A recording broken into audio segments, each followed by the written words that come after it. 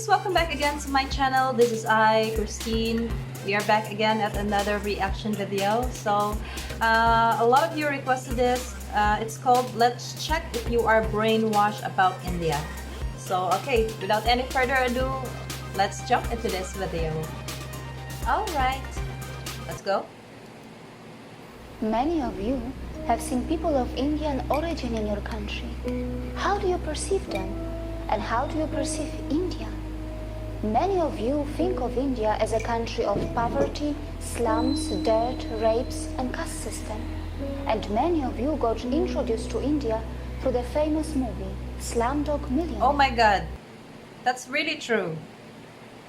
The only movie, if you ask me, since in the past live streaming, a lot of you asked me if what Indian movie did I watch, and that, to be honest, this is the only movie that I watch, Slumdog Millionaire.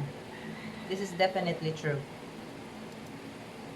And then there are some of you who know India for its Bollywood and yoga. Well, it is not entirely your fault that you think this way, and there is no doubt that India does have its imperfections, but India is definitely not what we are shown in our countries. Like many of you, I was also a victim of the mainstream media in my country, until I ended up living in India and started to keenly observe this country.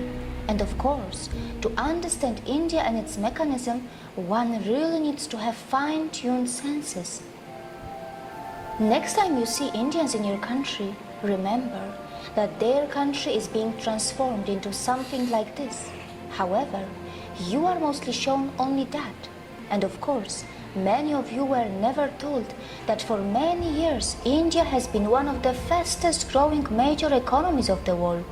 Are you worried that Indians are stealing your jobs in your countries? No, you are not fully informed.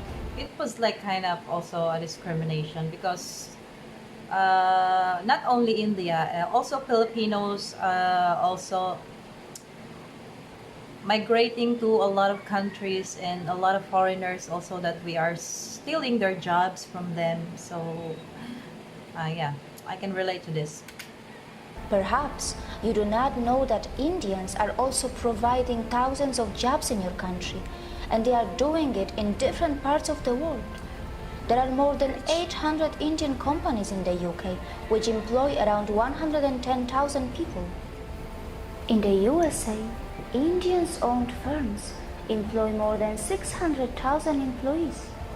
Have you noticed that when the media in the West talks about rapes in India, they rarely talk about the rape rate statistics, and probably it is because India is nowhere close to the Western countries in rape rate. Yes, I'm aware that while talking about rape, one must consider things like underreporting, marital rape, homosexual rape, false filing, law of rape, conviction rates, and many other factors. And that is why I sincerely recommend you to dig a bit deep into this and analyze where your own country stands before you become a victim of the mainstream or fake stream media. By the way, were you also told that the so-called developed countries do not only have a much higher rape rate, but also their citizens travel abroad to rape the citizens of poor countries? Europe, North America, Australia, New Zealand are some of the main sources of international child sex tourists who perform sex crimes in other countries. Were you also told that many Western women travel abroad to enjoy female sex tourism? And it is difficult to believe that the boys who are hired by these rich women are in some cases not underage. India has always been a multicultural society, and yes, in one way or another, discrimination may exist in India too. But wait, which country is crime-free? Is your country crime-free? Is there no discrimination in your country? Guys, I fully understand about this discrimination things, because you guys, I think Philippines is more discriminated in a lot of countries.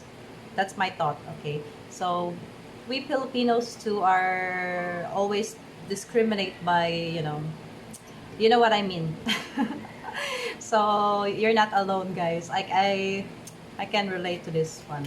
India is a country where its minorities are allowed to thrive and grow in numbers and also in percentage. India is a country where many dharmic traditions like Jainism, Sikhism, Buddhism and Hinduism were born. And the people of India have even accommodated. I think I'm gonna cry with her voice. Like, I don't know. It feels so emotion. I felt so emotional with her, listening to her voice and this story. Ideologies and religions that did not originate from their own land. When I first heard of Indian caste system in my country through our media, it was not even mentioned that in India, not only the minorities, but also the members from those societies which are also known as low caste, end up becoming presidents, vice presidents, prime ministers, and chief ministers. Has the media in your country told you about this when they talked about Indian caste system to you? Has the media in your country also mentioned that India has already had a female president and a female... I didn't know, guys. Media is so biased. As I always said on my previous reactions, I already said that about media, really. That's why we are lack of information that in many as so-called well. developed countries, many low-skilled immigrants from poor countries are purposely and temporarily brought to do low-class and dirty jobs.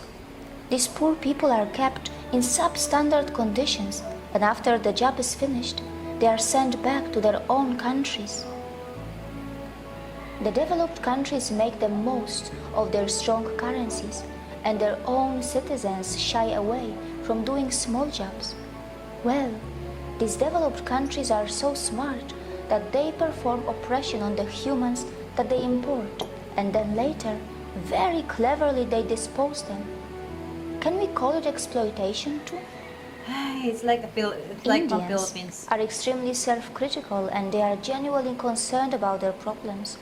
They do have the intentions to fix their problems, and they do not shy away from talking loud against their democratically chosen governments.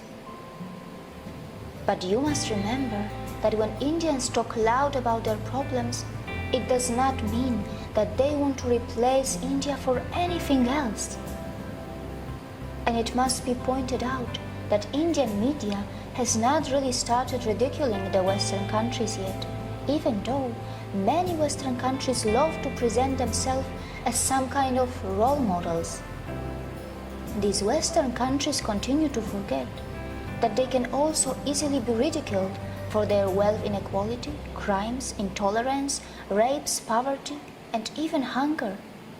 Perhaps Indians are more interested in self-correction than ridiculing others. For sure, Indians know very well that tragedy is not a competition.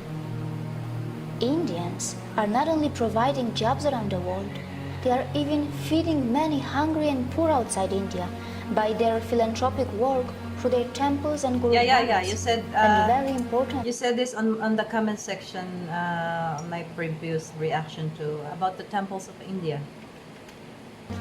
They are not expecting anyone to embrace Buddhism, Jainism, Sikhism, or Hinduism.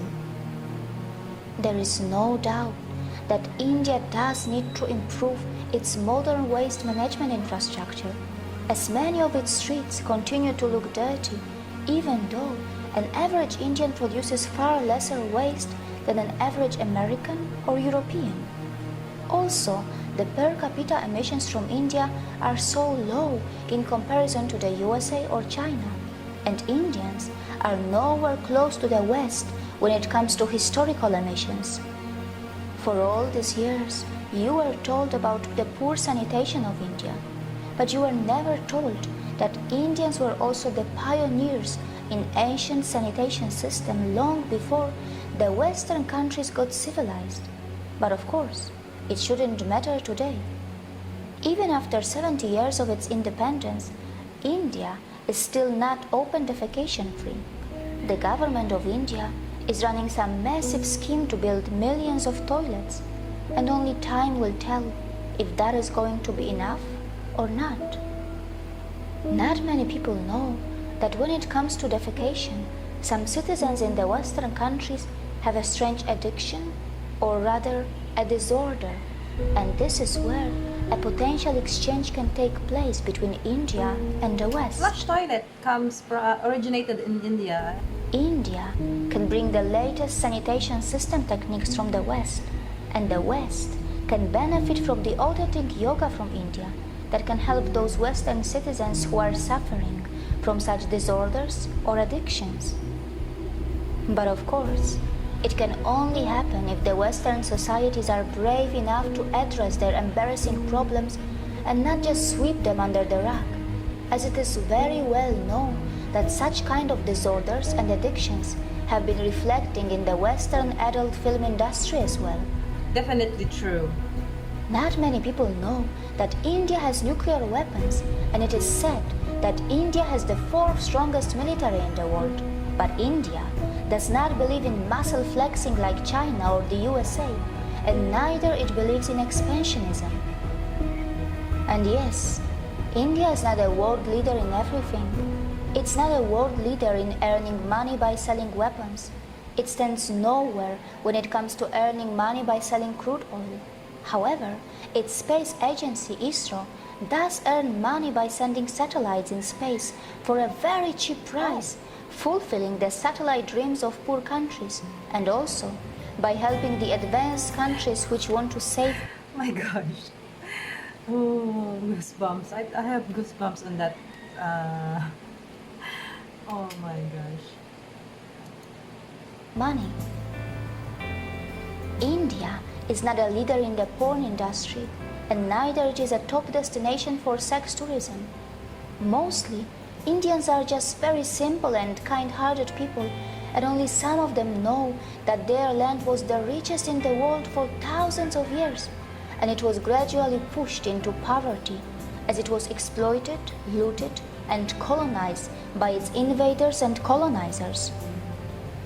And these unfortunate victims who have just tasted their independence after centuries of oppression and atrocities are finally rebuilding their country in an extremely democratic environment that may slow down things a bit for them, but at least their system attempts to involve everyone in the rebuilding of their nation. The good news is that India's rise is unlikely to cause any country a demographic trouble, as India's dharmic institutions are not interested to convert you from your religions. Not just that, we are not really going to face any brown supremacy, even though Indians themselves come in all skin colors and features. It is also highly unlikely that Indians will hate you, even though many of you may have developed prejudices against them because of the mainstream media houses, which for some special reasons are overplaying and sensationalizing their problems. Indians are gentle, accommodating, compassionate, hospitable, and yes, they do not have a fake smile. Their smiles are still very real, and most importantly, they are forgiving. Look how they even welcome the people from the land of their ex-colonizers in their country, even today. Before you comment on India, remember that the countries which were never colonized will not easily understand what it means to suffer from a post-colonial identity crisis.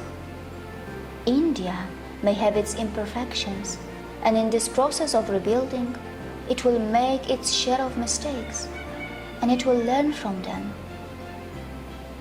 Perhaps we also need to learn how to build a relation with Indians on equal terms, with mutual respect, without feeling superior or inferior, while focusing a bit more on ourselves to address our own embarrassing problems. See you again. Well, salute to this narrator. Every time when she speaks, she gives me a lot of, goosebumps or shivers. Like, her voice is so sweet and so calm. Like, I just want to say that because I really felt that when every time when she speaks, you know. Oh, how the hell this video have 4,000 dislikes? So they don't believe what she's saying. It's really true when she said about the mainstream media, how biased it is. Like they really didn't show everything. They only show what is the negative and bad events that is going on, not everything. So as I said before, media is really biased, guys. So I'm really glad that I saw this kind of videos, really informative, and her voice is really sweet, this narrator. Her name is Carolina. So sending loves and kisses from Philippines to India, guys. Thank you so much for watching this video. I hope you love my reaction to this one, and if you did, hit like and click subscribe. Comment down below for more requests. I'll see you again next time. Bye!